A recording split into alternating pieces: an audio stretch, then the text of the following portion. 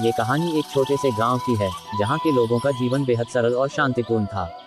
इस गांव में शुभम नाम का एक व्यक्ति रहता था, जो बहुत ही ईमानदार और मेहनती था। उसकी इज्जत पूरे गांव में थी, लेकिन उसकी किस्मत उस दिन बुरी तरह बदल गई, जब गांव के पास ही स्थित जंगल में एक खतरनाक घटना घटी।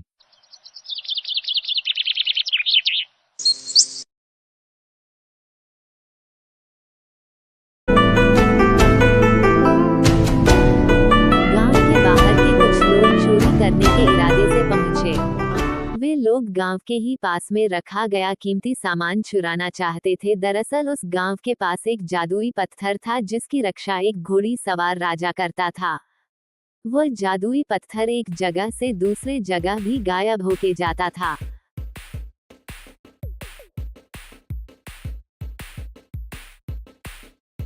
दोनों चोर राह देख रहे थे कि कैसे वह राजा वहां से जाए, लेकिन राजा वहां से जाता ही नहीं, क्योंकि राजा का काम रखवाली करना है।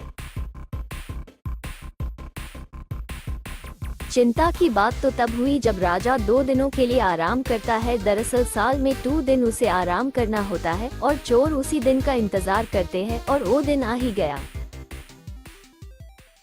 जैसे ही राजा आराम करने गया, चोरों ने जादुई पत्थर चुरा लिए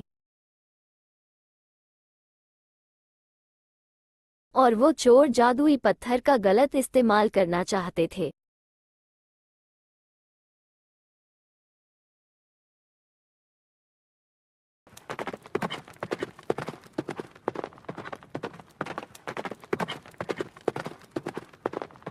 और जैसे ही राजा 2 दिन के आराम के बाद लौटा, तो उसने पाया कि जादुई पत्थर गायब है। राजा बहुत परेशान हो गया।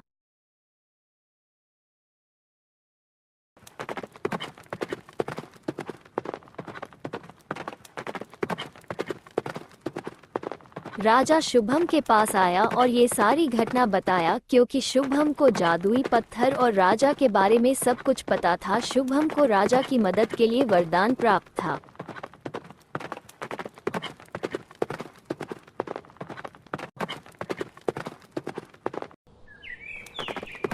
शुभम ने जादुई पत्थर के बारे में जान लिया था कि जादुई पत्थर कहाँ चोरी हुआ ही, क्योंकि जादुई पत्थर के द्वारा शुभम को दिव्य शक्ति प्राप्त थी, और दोनों जादुई पत्थर की ओर निकल पड़े।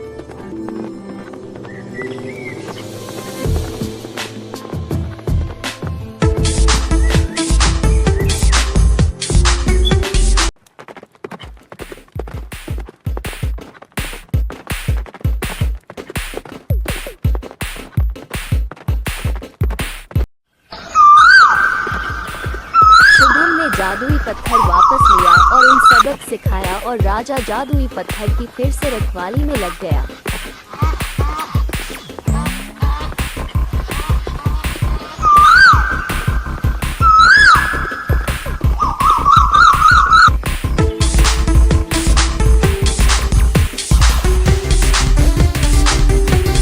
इस कहानी का मुख्य संदेश ये है कि चाहे हालात कितने भी कठिन क्यों न हों, अगर आप में साहस और दृढ़ संकल्प है, तो आप किसी भी मुश्किल का सामना कर सकते हैं। शुभम की कहानी यह भी सिखाती है कि एक अकेला इंसान भी अपने सही फैसले और दृढ़ निश्चय से पूरे समाज को बचा सकता है।